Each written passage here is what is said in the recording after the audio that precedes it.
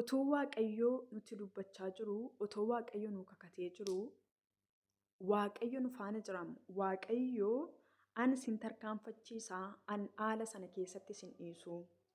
Lafa sanatti sin dhiisu. Lafa amma boo'aa jirtutti iddoo amma cunqursamaa jirtu sana keessatti ani sin gatu. Achi keessaa sin baasaa. Isan siif kakadhe siif hin raawwadha jedhee otoo Waaqayyo nutti dubbachaa jiru akka dhiphannu beektu, akka rakkannu beektu. Faallaa sana lafa eebba keenyaa akka nuti hin qaqqabnee fi diinni kallattii garaagaraan ka'ee akkasi waraanu, akkasi dhiphisu beekta. Lafa kamittiin argiseetan isa kana. Waaqayyo sabni Israa'el biyya Gibxii keessatti akka isaan cunqurfaman, akka isaan dhiphachaa jiran, gaafa argee akka isaan iyyatan rakkina isaanii keessaa gara Waaqayyootti nutti ulfaateera dadhabneerra jedhanii akka isaan iyyatan gaafa argee Waaqayyo saba sanaaf ol jedhe amma saba kana gargaaruun qabaa jedhe amma garbummaa keessaa dhaloota kana saba koo baasuun qabaa jedhee yaade Waaqayyo. Murtoo godhe Waaqayyo. Karaa kam eenyuun ergee Museetiin ergee saba sana garbummaa keessaa baasuu barbaade Waaqayyo. Waaqayyo gaafa dhaqee tokko jedhee gaafa dubbachuu eegalu saba Israa'elitti rakkina isa kaleessa dheengaddaa caala dhiphina isa kaleessa dheengaddaa caala dachaa dhiphinni itti dabalame. Waaqayyo gaafa sitti dubbatu Waaqayyo achi keessaa si baasuu si furuu gaafa barbaadu lafa guddaa wayitti akkati baatu waan beekuuf seexanni maal godhaa? Kallattii hundumaan lafa eebba keessanaatti akkati hin tarkaanfanneef si dhiphisa. Amma tachi keessaa baatutti harkasaa keessaa bahuuf waan jirtuuf jechuudha. Laficha gadhiistee deemuuf waan jirtuuf jechuudha. Waaqayyo isa sii kakate sana akka sii raawwatu waan beekuufi kallattii hundumaan si waraana. Kallattii hundumaan si qaba. Sabni kun kan kooti gadhiisi dhaqee nan dubbisa. Dhugaan isiniin jedha. Lafa eebba keessanitti bahuudhaaf gaafa jettan isa kaleessa boochan caala har'a boochu itti dhiyaattaniitu waan ta'eef. Isa kaleessa dhiphattan caala, isa kaleessa jibbamtan caala, isa kaleessa gidirfamtan caala dachaadhaan har'a dhiphattu. Maaliif sababbiin isaa itti dhiyaattaniitu waan ta'eef. Itti dhiyaattaniitu waan ta'eef. Eebba keessan harkaan qabachuuf waan ta'eef. Of harka galchachuuf waan ta'eef dachaa kaleessa dheengadda boossan boossu. Deebisanii akka hin boonye beeka seexan. Kanaaf karoora isaa maal godhaa? Isinirra kaa'ata jechuudha. Akkasiin lafa sanatti hin darbiniif, akkasiin eebba keessan harkaan hin qabanneef gidduu kana keessatti isin dhiphisa jechuudha. Dhaqee nan dubbisa akkas jedha.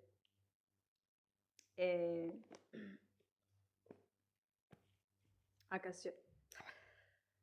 Kana booddee Museenii fi Aroonii mooticha biraa dhaqanii Waaqayyo gooftaan inni kanii Israa'elii sabni koo lafa onaatti ayyaana anaa fi ayyaaneffatanii gadi isaan dhiisii jedhan.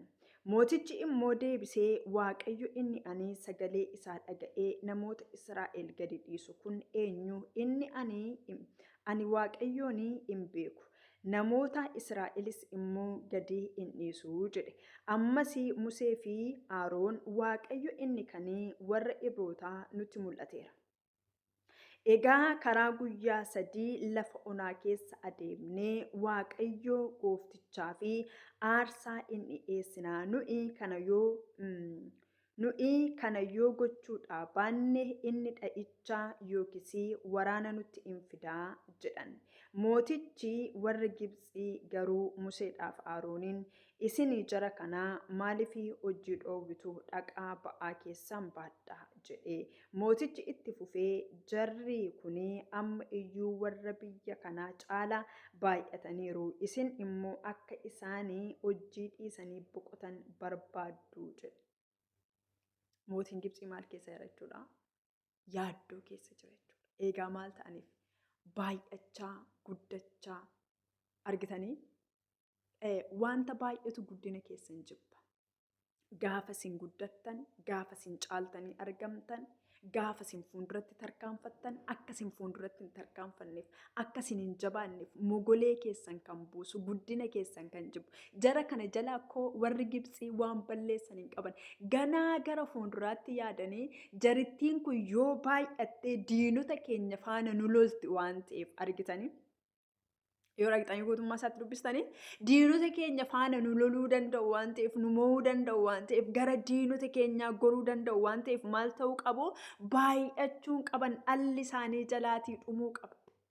Baay'achuun qaban ammayyuu baay'achaa jiru warra kam caala warra biyya kanaa caala baay'achaa waan jiraniif akka isaan hin baay'anneef ciqileedhaan gadi qabu jechuudha.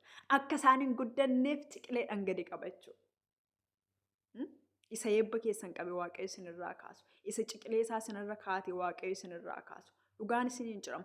Akka gara fuulduraatti isin hin tarkaanfanne jireenya keessan kan qabe, eebba keessan kan qabe, nagaa keessan kan qabe waaqayyo isinirraa haa kaasu.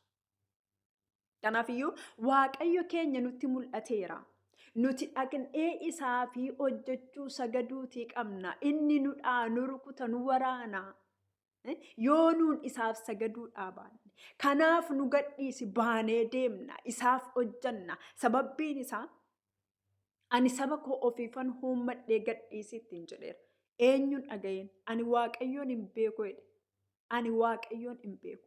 Waaqayyo kun isa kami? Innani sagalee isaa dhaga'ee saba kana gadi dhiisu. Akkas jedha diinni jechuudha. Akkas jedha diinni. Amma waaqayyo waa'ee keef dhimmu seexannis waa'ee keef dhimmu. Seexanni duubatti si harkisa. Waaqayyo garuu fuulduratti.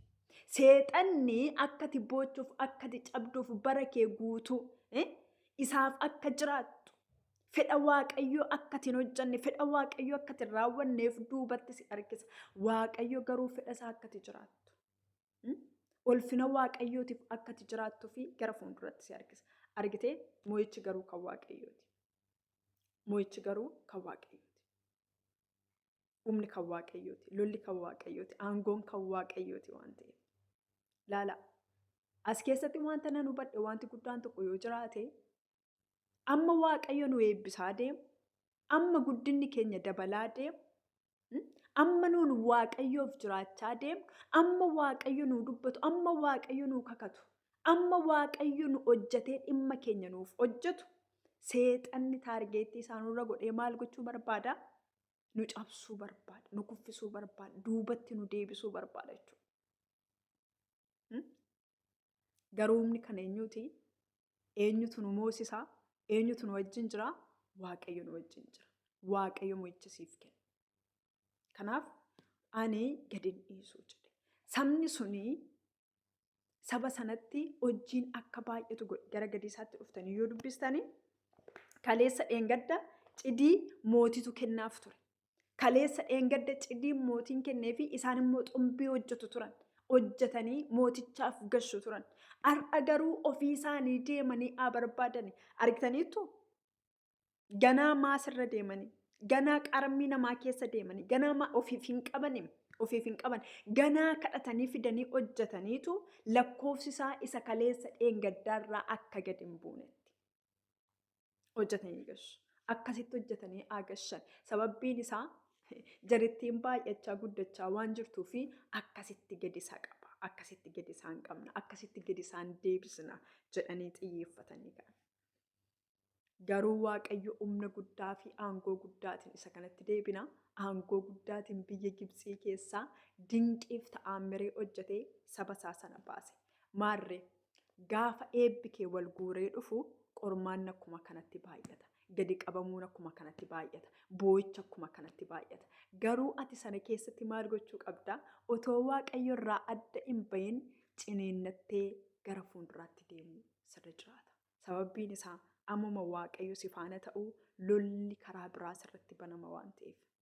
Dhiibamuun, gadi qabamuun, beela'uun, daaruun, dhabuun, gatamuun, jibbamuun ammuma kana sirra qaqqaba waan ta'eef.